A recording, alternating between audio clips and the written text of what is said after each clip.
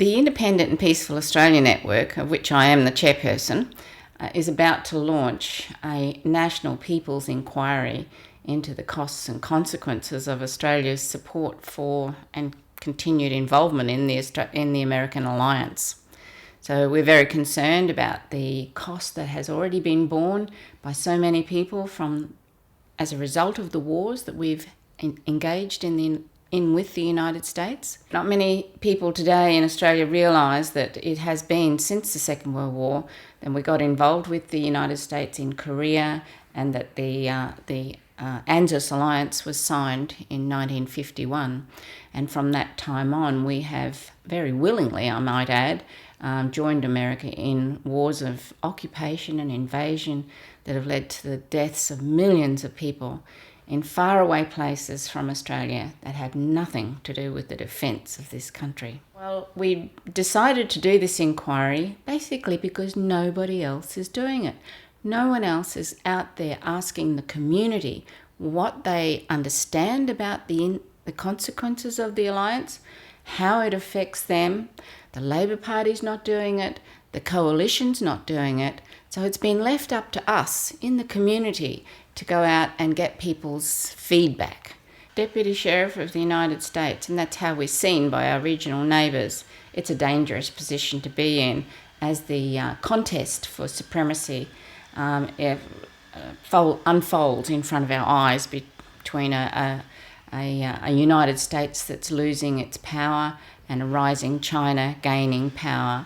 So it's an important time for us to be considering what the consequences and the costs of us staying in the alliance means for ordinary Australians, but not just Australians, for people in the regional countries and the Pacific in which we live.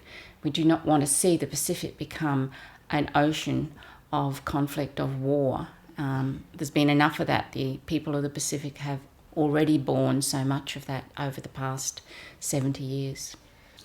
So the inquiry, in a nutshell, will basically be speaking to people in various sectors of the community and asking them if they would put in a submission to the inquiry.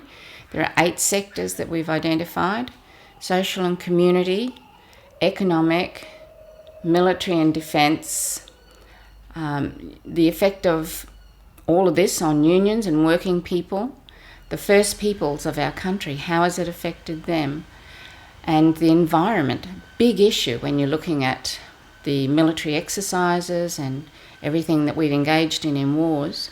Political and democratic rights is the other area, and we've seen our democratic rights somewhat under threat with all the laws that have been passed in the aftermath of the attacks on the World Trade Towers in the United States.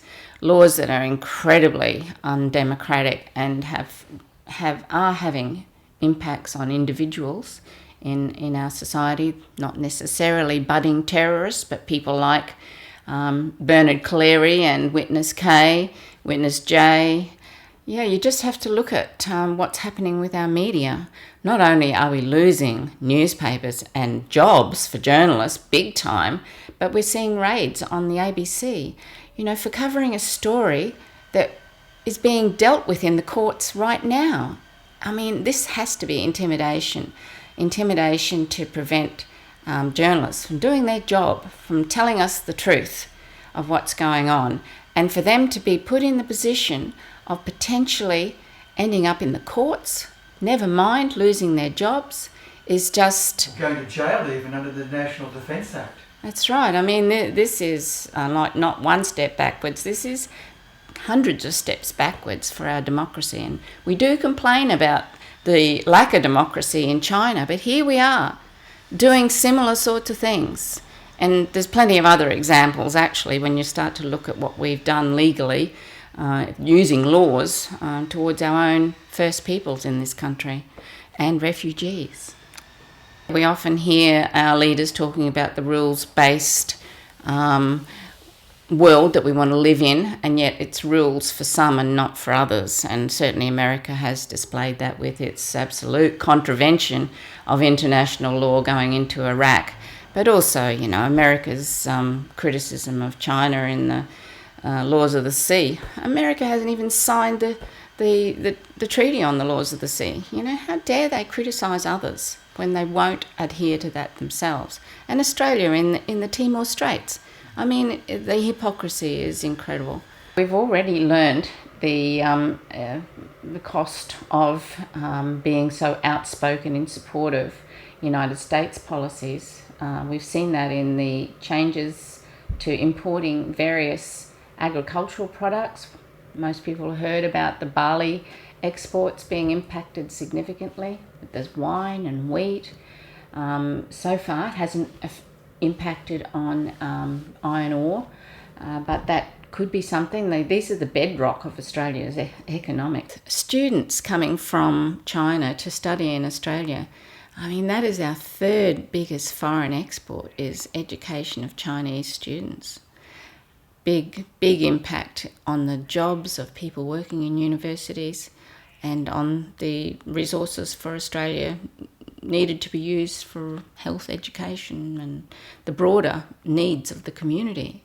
But it is a result of our partnership, basically, with the ideology and the thinking, as well as the legal document, which many people say the ANZUS document is actually a relic of history.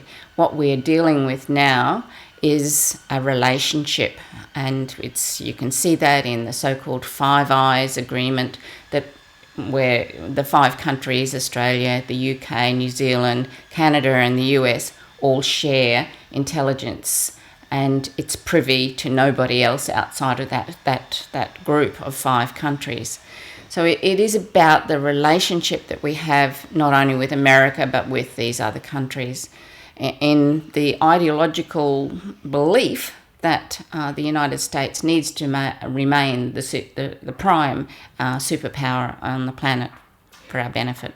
A lot of Australians, I imagine, would say, well, it's all very well for you to go on about the American empire and the colossus of American military, but China recently showed its hand by what it did to the students and the people's movement in Hong Kong.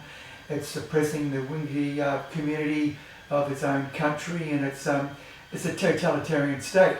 So if we don't have America to protect us, how are we going to sort of exist in a world where we're 25 million people and we have very limited resources at our hands to defend our country? I don't disagree with many of the points you've raised. However, war is not the answer. Going to war with China is not the answer.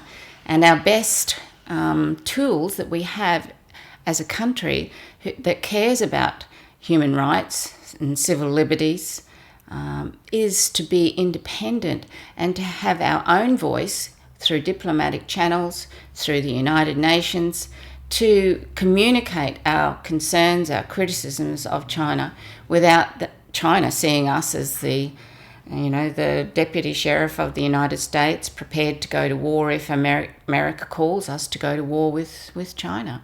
And I think that we're seeing now a growing discontent or concern about the effects of the alliance on Australia, particularly as we see the discourse playing out about China.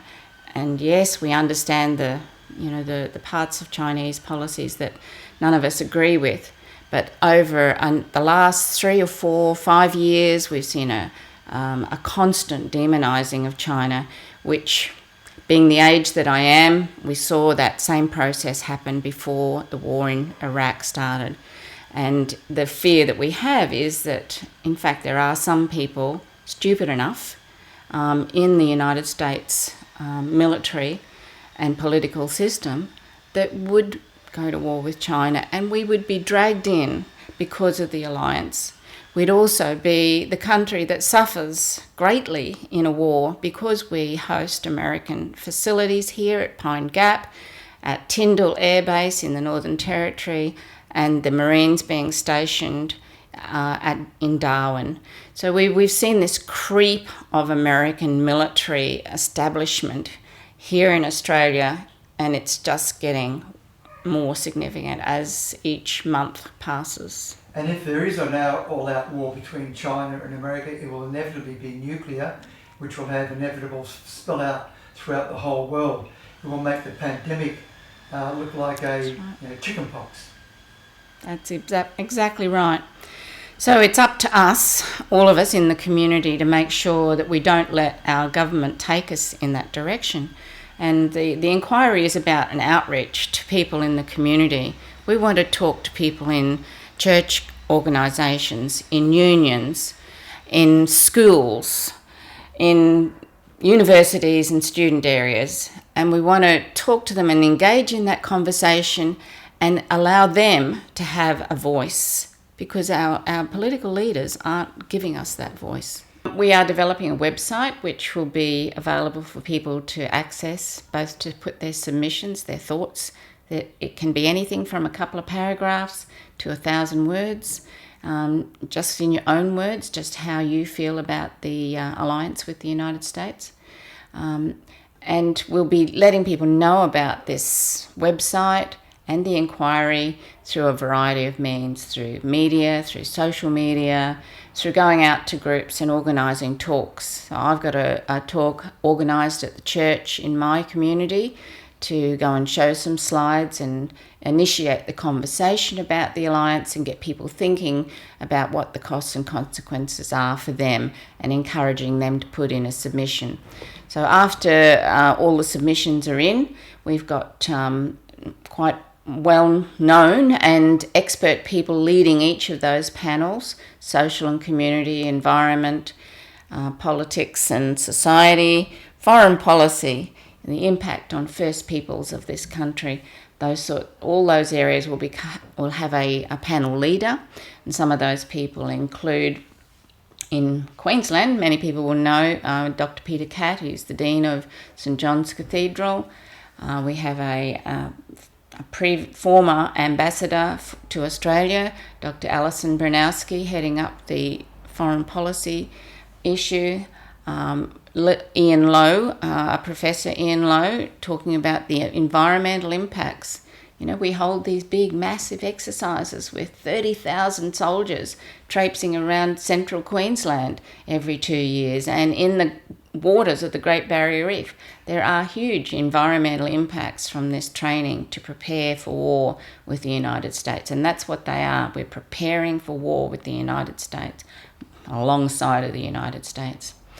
So after the panel leaders have received all the submissions and written up their own reports, there'll be an overall chairperson who will then take the findings of each of those sectors, put them together in an executive summary, and then we will have a big splash to get that out there into the community through all means that we possibly can.